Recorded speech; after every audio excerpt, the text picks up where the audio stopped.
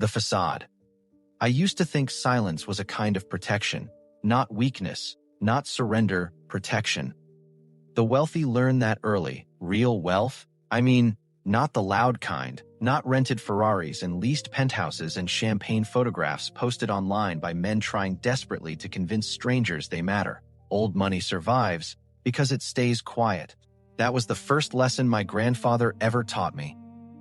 The moment people see the throne, he once said, they begin plotting how to take it. At 14 years old, I didn't fully understand what he meant. At 47, I understood perfectly, especially after Sophia. Our house sat on a quiet street lined with maples and trimmed hedges in Westchester County. Comfortable, tasteful, forgettable, exactly as intended. Sophia hated it. She never said that directly at first. People like Sophia rarely say what they mean immediately. They reveal themselves in layers. Complaints disguised as observations. Disappointment wrapped inside jokes. She would pause while scrolling through photos online. Paris rooftops, Italian villas, glass mansions in Miami. Then she'd sigh softly and say things like, "Can you imagine waking up somewhere like that?" Or, "Melissa's husband just bought her a Bentley." Isn't that insane? The first few years, I pretended not to notice. The next few years, I noticed everything. I am Richard Langford, corporate attorney, mid-level partner. Predictable, reliable, forgettable. That's what the world believed. And for nearly 20 years, I worked very hard to keep it that way. The truth was buried under trusts, holding companies, foundations, and generational legal architecture older than most countries. The Langford family fortune wasn't merely wealth. It was infrastructure. Banks, shipping interests, private equity, land, political influence. Entire industries quietly leaning in directions the public never noticed. By conservative estimates, the family holdings exceeded $11 billion.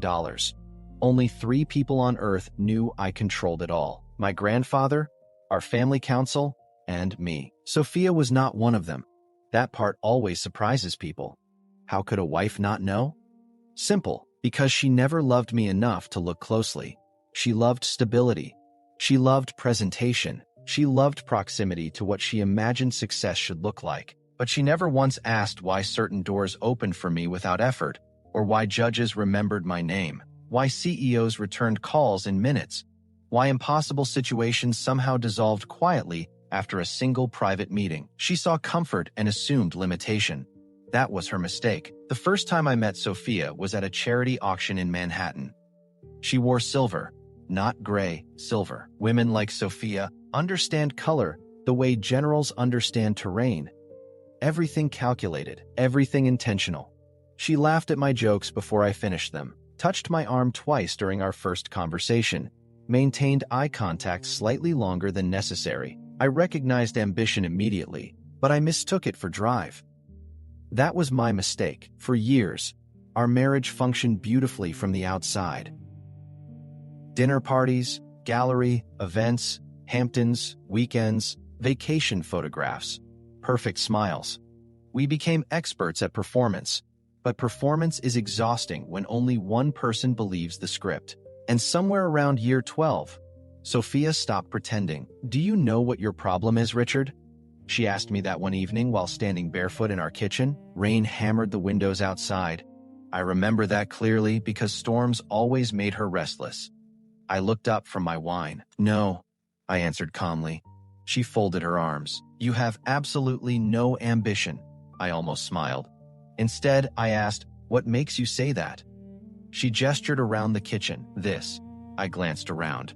Marble counters, imported fixtures, professional appliances. A home worth nearly $4 million hidden inside a neighborhood designed not to attract attention. This what? This safe little life? There it was, the contempt, not for poverty. For moderation. I learned something important about Sophia over the years. She didn't actually want wealth. She wanted visible wealth. She wanted people envying her before she entered rooms. She wanted excess as theater. And eventually, she found Marco Reyes. Marco owned 6 luxury fitness clubs across New York and Connecticut. Beautiful man. Beautiful smile. beautiful teeth, the sort of man who entered rooms already posing for photographs no one had taken yet. Sophia met him during a wellness branding retreat. That alone should have warned me. Any event involving green juice, influencer photographers, and spiritual hashtags was usually a networking convention for narcissists. But I let her go, because at the time, I still believed loyalty mattered. The affair began 6 weeks later. I knew almost immediately. Again, that surprises people. But infidelity has patterns. Tiny fractures, changed rhythms, delayed replies, sudden passwords, new perfume, new laughter. People think affairs explode into existence dramatically. Most begin quietly, a shifted tone, an absent look, a person physically present while emotionally rehearsing another life. Sophia stopped looking at me directly. That was the first real sign. I could have exposed them immediately. The Langford Security Division discovered Marco within 48 hours. Travel records, private dinners, hotel reservations, encrypted messaging apps. All of it. I said nothing, because I needed to know something first. Was this temporary stupidity, or was my wife truly willing to destroy herself for fantasy? Unfortunately, I got my answer. The divorce papers arrived on a Sunday evening. She returned from a weekend retreat, glowing with manufactured serenity. White sweater, designer luggage, phone buzzing every few minutes. Marco, no doubt. She stood in the foyer holding a manila envelope. I remember noticing her nails first. Fresh manicure, dark red, predatory color. "Richard," she said carefully. "That tone people use when rehearsing cruelty. We need to talk." I folded my newspaper slowly. "All right." She handed me the envelope. Divorce papers. Prepared weeks earlier, meaning she'd already emotionally buried the marriage long before this conversation. "I've met someone." I looked at her quietly. And, for a moment, that startled her. I don't think she expected calm. People preparing betrayal usually rehearse emotional resistance in advance. Tears, begging, anger, not stillness. She recovered quickly. "His name is Marco." Of course it is, I thought. Men like that are always named Marco. Then came the speech, the one she'd clearly practiced. "You are a good man, Richard. No sentence in history has ever ended well after those words, but I can't live like this anymore. This predictable life." There it was again. Predictable, as though peace itself were failure. "I want passion." I nodded slowly. "I see. You never take risks." I nearly laughed. Instead, I asked softly, "And Marco does?" Her eyes sharpened slightly. "He's alive." Ah, there it was. The insult beneath the confession. I wasn't merely insufficient. I was invisible. She moved toward the window dramatically. Even then, Sophia understood staging. I wasted years pretending this marriage worked.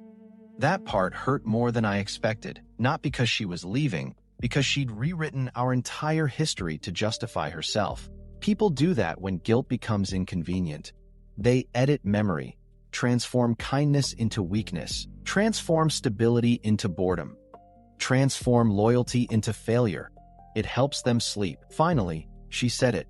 "The truth is, you are just ordinary, Richard." Silence. Then she added the fatal sentence. "Marco makes me feel like I matter." And in that exact moment, something inside me went perfectly cold. Not rage, not heartbreak, clarity, absolute clarity. Because for the first time in years, I finally understood my wife completely. And once you truly understand someone, you know exactly how they can be destroyed. She left 20 minutes later, designer luggage rolling behind her. No tears, no hesitation, only excitement, like a woman departing for a better life. At the doorway, she paused. "I hope someday you find someone who appreciates simplicity." Then she smiled sympathetically. Sympathetically, as though she were comforting me. The front door closed, and the house became silent. I sat motionless for nearly 10 minutes. Then I stood, walked calmly down the hallway, entered my study, closed the door, and crossed to a painting hanging beside the fireplace. An original Langford portrait from 1891. My great-grandfather, railroads, steel, political blackmail.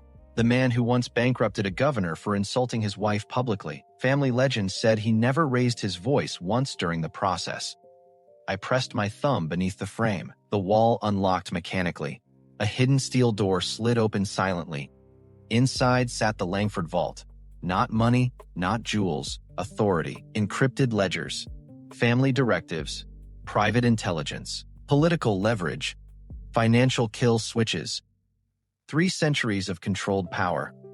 I stepped inside slowly, the lights activated automatically, and for the first time in months, I smiled. Sophia did not begin betraying me when she slept with Marco Reyes. She began earlier, much earlier. Betrayal rarely starts in a hotel room. It starts in comparison, a glance across a dinner table, a pause before answering a question, a laugh held back because the person beside you no longer feels impressive enough to receive it. By the time another man touches your wife, she has usually left you 100 times in private. Marco was not the beginning. He was simply the first man arrogant enough to believe he had taken something from me. The wellness retreat was held at a private estate in the Berkshires. 3 days of curated enlightenment, cold plunges, silent meditation, influencer photography, detox menus prepared by chefs who charged more for steamed vegetables than most people paid for a mortgage. Sophia packed for it like a woman preparing for coronation.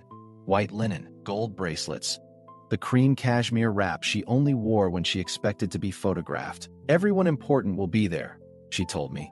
I looked up from my brief. Important to whom? She smiled tightly. To people who still care about being seen.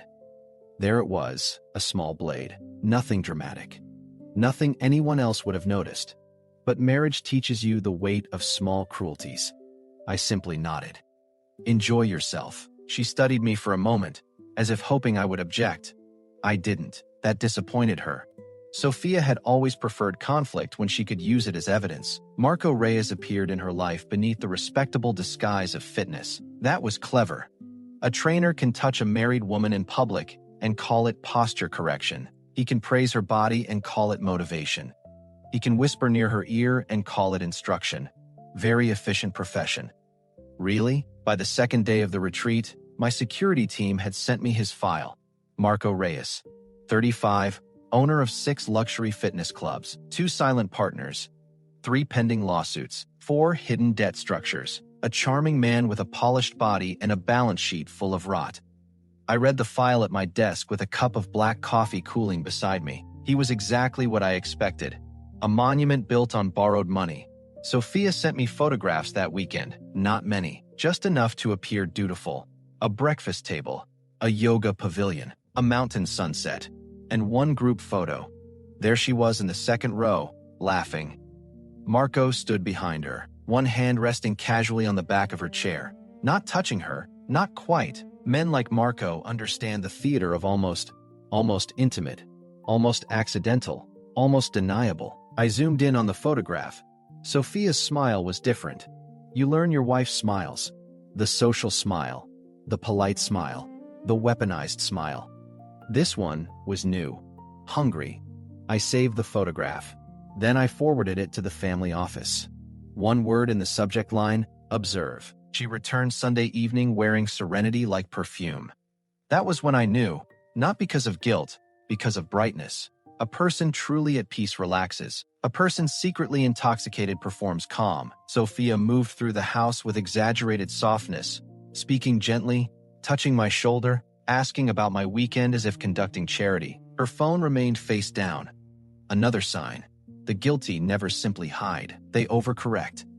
At dinner, she talked about breathwork, intention, energy, emotional alignment. Then she looked across the table and said, Marco believes people become trapped in lives they chose out of fear. I cut into my steak. Does he? He says comfort can become a cage. A fitness philosopher. She ignored that. He built everything himself. No one builds everything himself. She leaned back. That's such a Richard thing to say. I looked up. What does that mean? It means you always make things smaller. I set down my knife. No, Sophia, I make things accurate. She laughed softly. Not kindly? Exactly.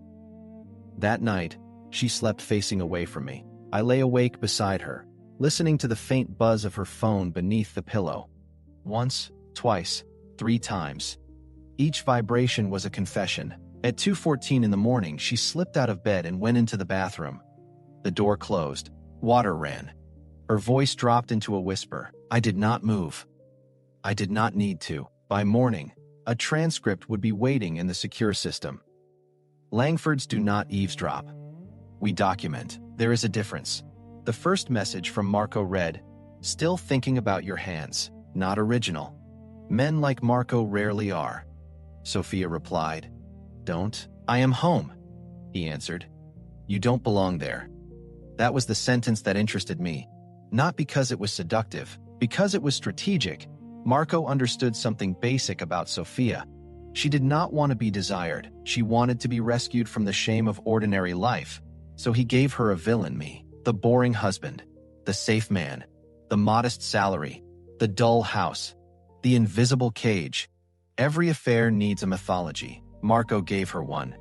Sophia accepted it gratefully. For 6 weeks I watched. That sounds cruel.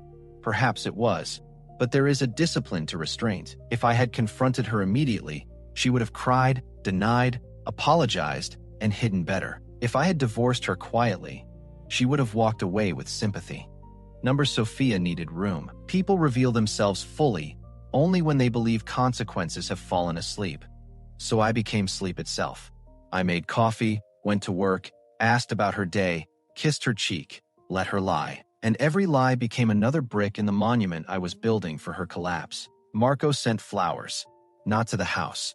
To her Pilates studio, white orchids. Sophia posted them with the caption, "Some people understand beauty without needing it explained." I liked the post from my public account. That amused me more than it should have. She deleted my like within 6 minutes. At dinner parties, she began correcting me. Little things, dates, names, stories.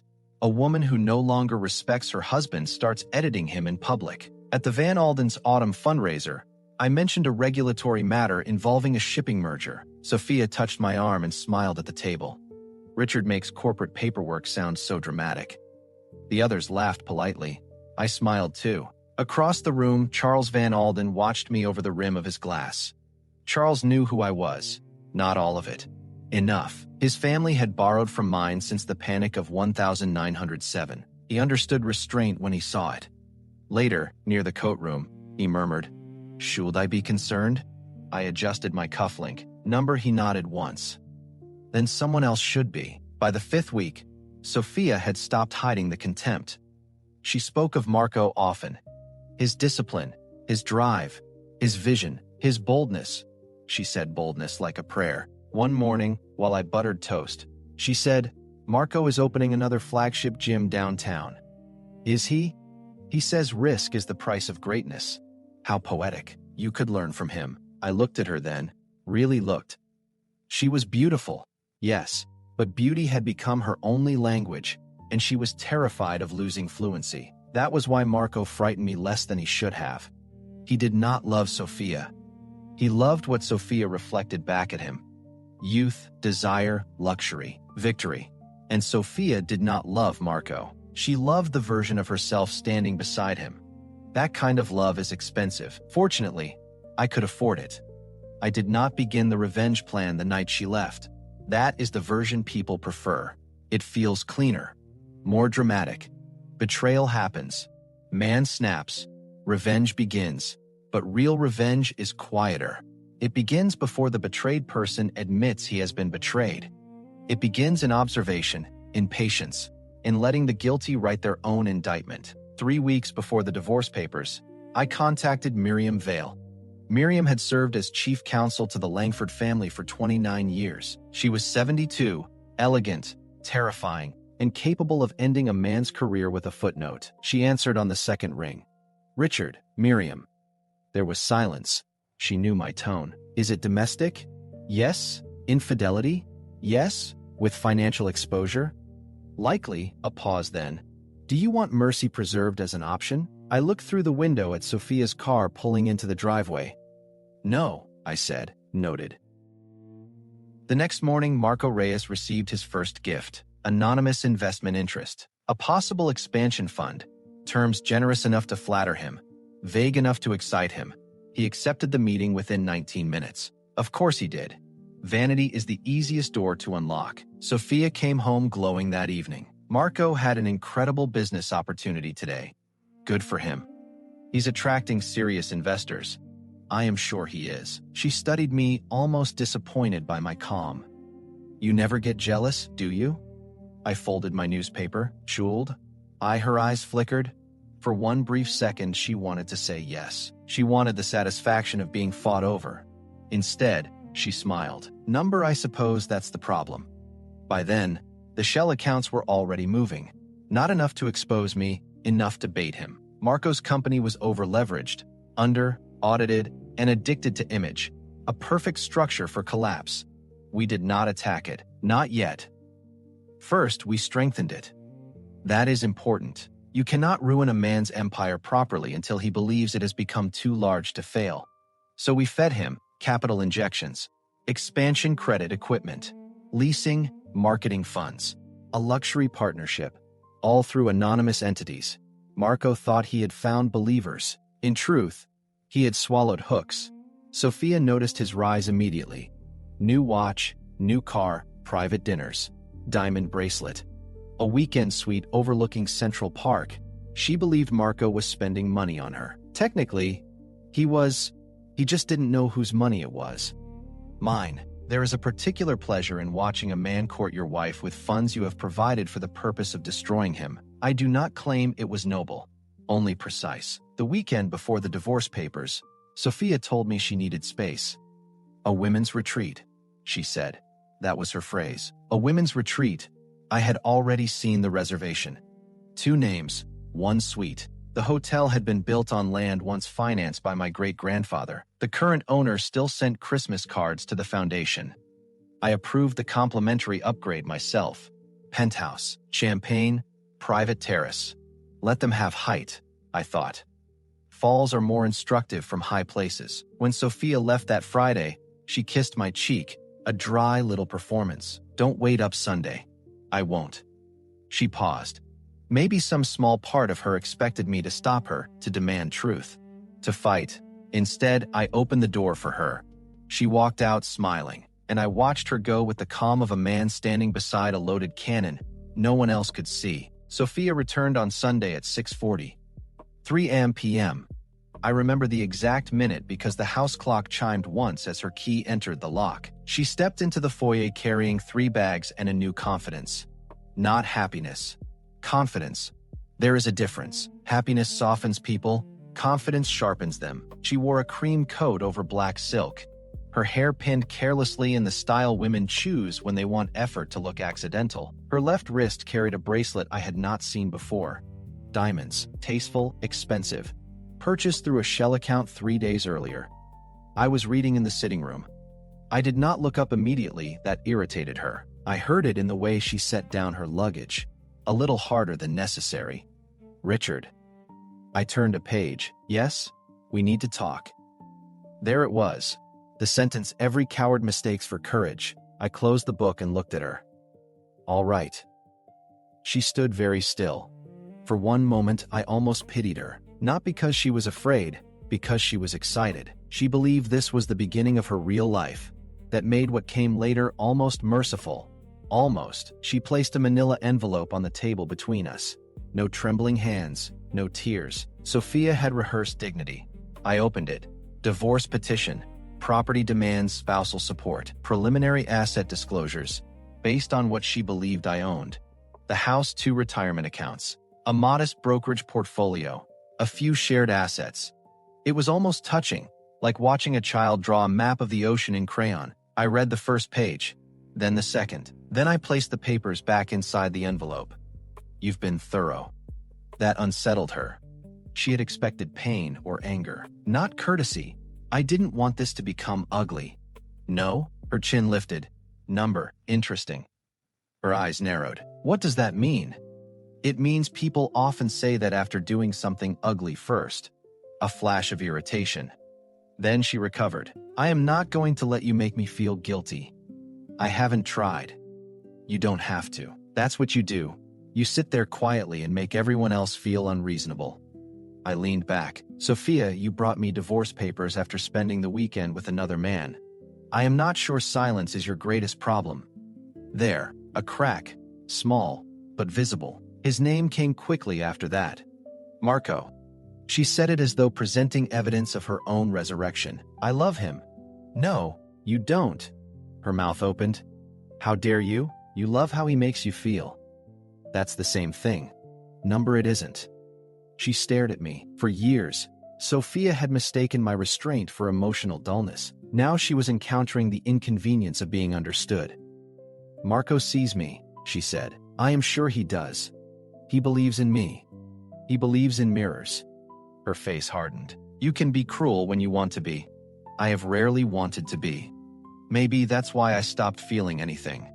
That one landed. I will admit that. Not because it was true. Because it was designed to wound. There is intimacy in knowing where to cut. I looked away for a moment, at the rain streaking down the windows, at the reflection of us in the glass, a beautiful woman standing, a plain man seated, the image she had trusted, the illusion she needed. Then I looked back. What do you want, Sophia? She exhaled. The house sold, half the proceeds, support for 5 years, and I want this handled quietly. Quietly. Yes. Why? Because I respect what we had. No, I said softly. Because your new life requires a clean origin story. She blinked. You don't know anything about my new life. At that, I almost smiled. Almost, she began pacing. The speech came next. Every betrayer has one. Hers was polished. I was predictable. Emotionally absent. Too careful. Too content. Too modest. Too safe. She wanted passion, adventure, a man who took risks. A man people noticed when he entered a room. A man who made her feel alive. I listened patiently. Not because I agreed, because I was hearing the final inventory of her values. When she finished, the room seemed larger, colder. Then she said the line that sealed everything. The truth is, Richard, you are just ordinary. There are moments in life when a door closes so quietly that no one else hears it. That was mine. I nodded. You may be right. Relief passed over her face. She thought she had won. But I need time to review this with counsel, of course. I assume you'll be staying elsewhere. Her expression faltered. What? You are leaving me? I assume arrangements have been made. I thought I'd stay here until the divorce is settled. Number, one word, not loud, not angry. Just final. She stared. This is my home too. For the moment, but not tonight. You can't just throw me out. I am not throwing you out. You packed. Her face flushed. Richard, you have chosen another life. Begin it. For the first time that evening, she looked uncertain, not afraid, not yet. Sophia did not understand fear until later. This was inconvenience. A queen discovering the carriage might not wait. She grabbed her phone. I'll call Marco. I assumed you would. You are being petty. Number petty would be changing the locks while you were away. Her eyes widened. I stood.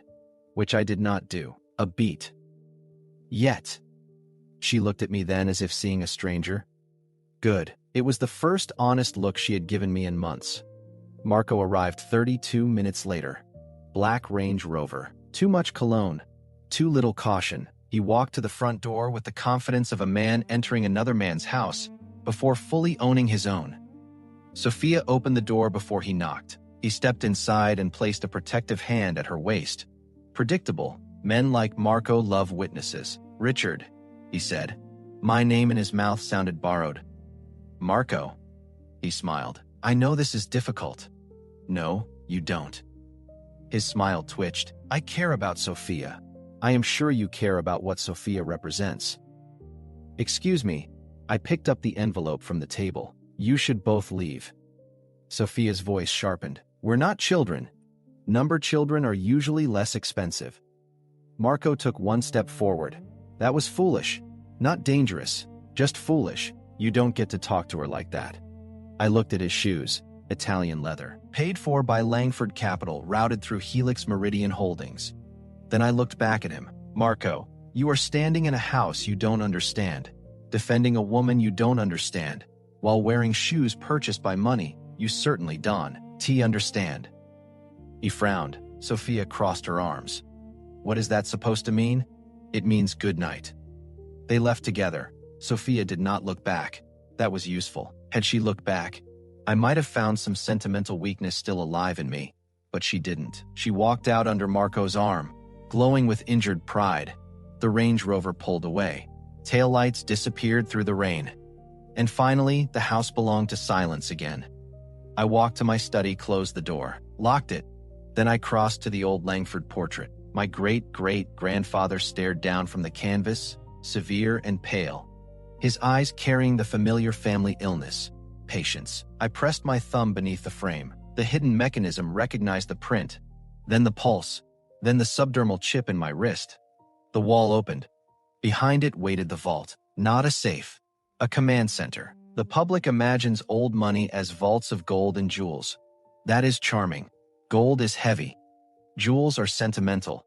Real wealth is access, files, voting shares, board seats, favors owed by frightened men, silence purchased from ambitious women, land deeds, foundation grants, private debt, political memory. That was what waited inside the Langford vault. I stepped in. Lights rose in sequence. A glass desk activated. Encrypted displays opened across the wall. The system requested verbal authorization. I stood very still. Then I said, "Richard Alistair Langford, Patriarch Protocol." The screen shifted. A single question appeared. Initiate domestic breach response. I looked at the words for a long moment. Domestic breach. That was the family's clinical phrase for betrayal close enough to threaten estate integrity. My grandfather had created the protocol after his second wife attempted to transfer voting rights to her lover. In 19,968, she failed. Spectacularly. History is full of people who mistook Langford affection for access. I touched the screen. Yes, Miriam Vale appeared on the secure line 20 seconds later. She wore pearls at nearly 11 at night. Of course she did. Richard. She served papers, terms, naive, infidelity documented, extensively. Do you want reconciliation pathways closed? Yes. Her face did not change. Then we proceed under Article 9. Article 9, the trust clause Sophia had signed without reading 15 years earlier. The clause that voided discretionary spousal claims upon verified infidelity, concealment of marital assets, reputational sabotage, or conspiracy with an outside party against Langford interests. Sophia had signed it 2 weeks before our wedding. She had laughed at the document's length. Old families and their paranoia, she'd said. Yes, I had answered. Paranoia is how old families remain old. She had not listened. People rarely do when paper stands between them and jewelry. Miriam adjusted her glasses. The Reyes exposure? Proceed slowly. How slowly? Let him expand first. A faint smile touched her mouth. Cruel, educational, and Sophia, social containment, no visible aggression. I want doors to close without anyone admitting who closed them. Clubs? All charities? Freeze discretionary support pending review. Credit lines? Cancel anything tied to auxiliary trusts. Public narrative? For now, grieving husband? Miriam nodded. And later? I looked toward the dark window. Patriarch. After the call ended, I opened Sophia's financial map. Every card, every account, every boutique line of credit, every charity board membership supported by Langford donations, every invitation extended because my name sat invisibly behind hers. She thought she had built a life. She had decorated scaffolding.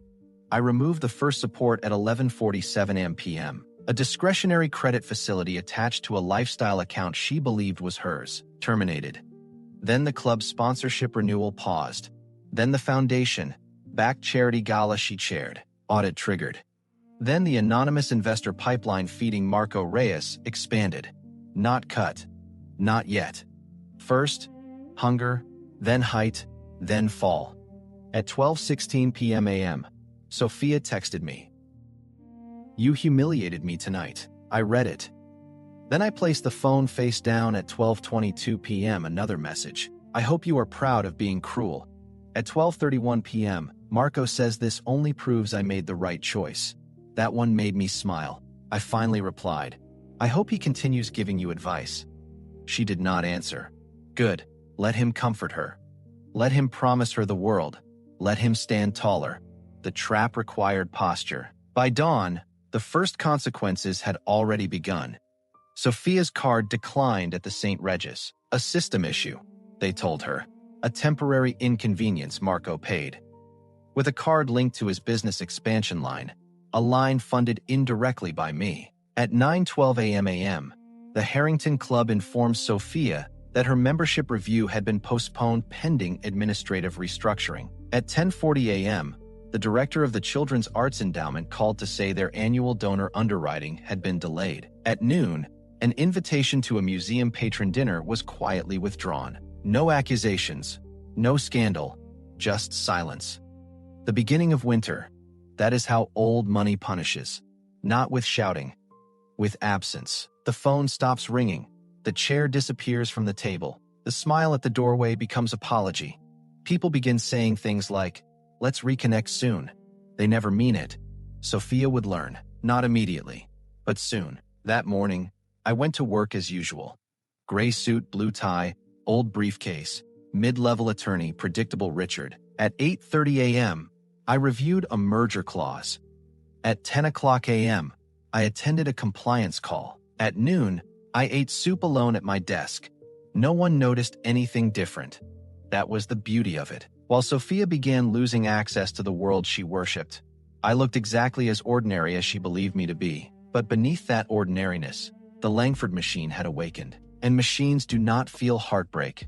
They execute. Thank you for listening to another revenge story on Vengeance Narratives. Like and share to help spread our stories. Be sure to subscribe. It will help our channel grow. The first thing Sophia lost was not money. It was certainty. For years, she had moved through Manhattan like a woman carried by invisible currents. Reservations appeared. Invitations arrived. Charities embraced her. Boutique managers remembered her size before she spoke. Then suddenly, small things stopped working. Not dramatically. That was important. The Langfords never attacked publicly first. We preferred erosion. Sophia called 3 restaurants in one afternoon and somehow couldn't secure a table. A museum gala waitlist appeared where none had existed before. A charity luncheon accidentally misplaced her seating assignment. People still smiled at her. But now the smiles ended faster. Marco noticed too. He just interpreted it differently. "People are jealous," he told her one evening.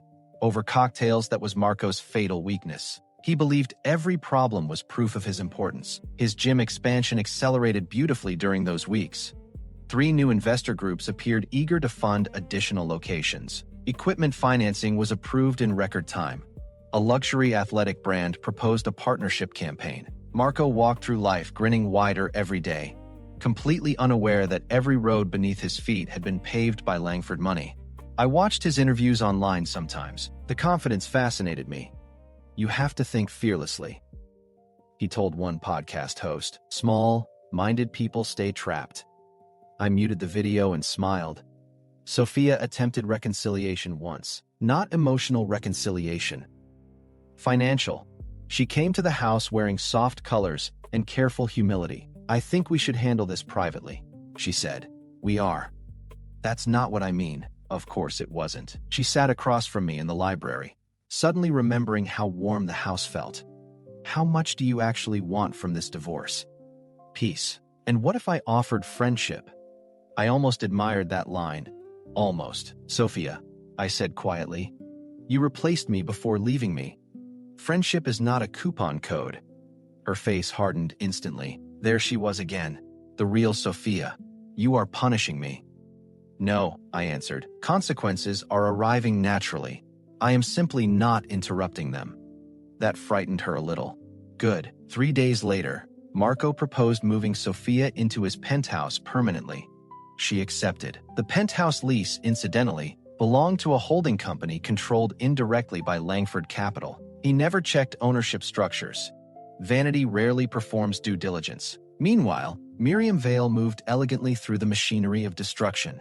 Credit lines disappeared. Foundation support evaporated. Social clubs quietly reviewed membership standards. No accusations were made. No public scandal emerged, just distance. The beautiful thing about high society is that exclusion requires no explanation. People simply sense where power is flowing and drift toward it instinctively, like birds before a storm. At the end of the month, Marco celebrated his newest acquisition, a flagship gym location in Tribeca. Champagne models, influencers, press photographers. Sophia stood beside him glowing in silver silk while he gave interviews about vision and expansion. That night, the acquisition debt transferred silently into a Langford controlled instrument. Marco had no idea. The trap was almost complete. And still, I remained ordinary Richard, quiet, predictable, invisible, exactly where they needed me to be. The collapse began with whispers, a delayed payroll issue at one of Marco's gyms, an investor requesting additional audits, a supplier demanding accelerated payment, tiny fractures, nothing fatal alone, but pressure compounds. That is the nature of leverage. Marco responded the way ambitious men always do, by expanding faster. He believed growth solved instability. In truth, it magnifies it. Sophia began panicking quietly around this time, not because she loved Marco less, because luxury had become inconsistent. One canceled card became two. A jeweler requested updated payment verification. A vacation booking stalled. Then came the humiliation she never forgave. A charity board replaced her with another woman without warning. Not publicly, just replaced. She called me that night furious. "You did this." "Did what? You are poisoning people against me." "No, Sophia, I am allowing people to see you without Langford protection." "That's insane." "Is it? You are obsessed. You mistake patience for obsession because you've never understood discipline." Silence. Then, "I hate what you've become." That almost made me laugh. Become? I was finally allowing her to see what had always been there.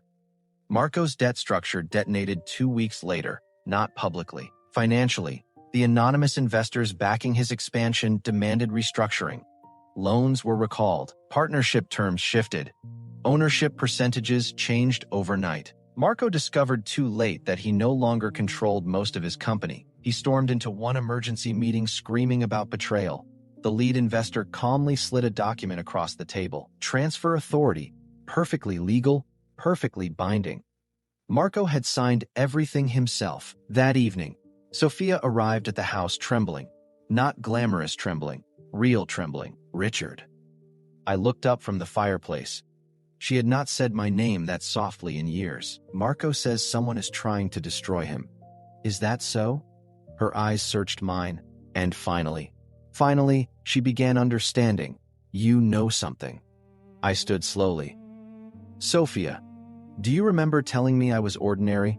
She said nothing. "You built your entire future around appearances. You never once asked why powerful people treated me carefully."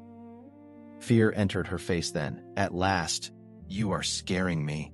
Good. That night, Marco discovered the truth about the shell accounts, the gifts, the penthouse, the expansion financing, the luxury partnership. All of it traced back, layer by layer, to Langford-controlled entities. He called Sophia in panic. He set us up. Not entirely accurate. I had simply allowed them to walk exactly where they wanted. People often build their own traps when greed is holding the flashlight. Miriam Vale arrived at the house carrying a black leather portfolio. Sophia sat frozen across from her, Marco beside her. For the first time since entering my life, Marco looked small. Miriam opened the folder carefully. "Mrs. Langford," she said, "15 years ago you signed the Langford marital trust agreement." Sophia swallowed. "I never." "You did." Paper slid across the table. Her signature stared back at her. Miriam continued calmly. "Under Article 9, verified infidelity voids, discretionary marital claims connected to family, controlled trusts and holdings." Marco leaned forward. "What does that mean?" Miriam looked at him almost sympathetically. "It means she was never entitled to the wealth you believed existed." Sophia's face drained white. "The house? Protected? The accounts? Protected? The estate? Protected." Marco stood suddenly. "This is fraud." "No," Miriam answered. "This is old money." Then came the final revelation, Sophia's charities. The galas, the donor circles she loved. Every major anonymous contribution had originated from Langford foundations, not hers. Mine. She stared at me across the table. "You funded everything?" For appearances, I answered quietly. Tears filled her eyes. Then, not from heartbreak, humiliation. She realized her entire social identity had been subsidized by the very man she called ordinary. That pain cut deeper than poverty ever could. Marco tried threatening litigation. Miriam handed him 12 pages of exposure reports involving his debt manipulation, tax irregularities, and fraudulent investor representations. He stopped speaking halfway through page 2. You can't do this, Sophia whispered. I looked at her calmly. You already did. The Langford Foundation Gala had not been held publicly in 12 years. Its return became the social event of the season. Politicians, judges, executives, old families, media, power wrapped in silk and crystal. Sophia arrived wearing gold, still trying to look untouchable. Marco wore a tuxedo that cost more than his remaining liquidity. Security allowed them inside intentionally. I wanted witnesses. Then I entered. For the first time in decades, I arrived not as Richard the attorney, but as Richard Langford patriarch. The ballroom shifted almost physically. People stood straighter. Conversations paused. Old men approached me with respect Sophia had never once noticed before. I wore a black custom tuxedo with the Langford crest hidden beneath the cuff subtle. Real power always is. Sophia stared at me like she had never seen me before. In a way, she hadn't. I stepped onto the stage beside the foundation board. Good evening, I said calmly. The room fell silent. Tonight marks a renewal of legacy. Then I looked directly at Sophia and Marco. And accountability. Security moved quietly through the ballroom. Legal notices distributed. Asset freezes initiated. Partnership dissolutions activated in real time. Marco's remaining gyms were seized under emergency creditor authority. His accounts locked before the applause even ended. Sophia's final discretionary trust access terminated instantly. Gasps rippled across the ballroom. Not because of cruelty, because everyone understood the scale of power required to do this publicly. Sophia stood trembling. Richard, please. The room watched. I descended from the stage slowly for a moment. I remembered loving her. That was the tragedy. Then I answered softly. You mistook kindness for weakness. Security escorted them toward the exit. Marco looked destroyed. Sophia looked haunted. Neither resisted. Somewhere beyond the ballroom, cameras flashed like distant lightning. And just like that, they disappeared from society. Sophia eventually found work waitressing in Connecticut under another name. Marco returned to teaching small fitness classes. No investors, no empire, no glamour. Only consequence. As for me, I reclaimed the Langford name fully. The foundations expanded. The family holdings grew. And 2 years later, I married Eleanor Whitmore, a woman who had known exactly who I was from the beginning and never once cared about the money. Funny how rare that becomes. Sometimes I still think about Sophia, not with anger, not even satisfaction, only understanding. She wanted excitement, and in the end, she found exactly how dangerous an ordinary man can be.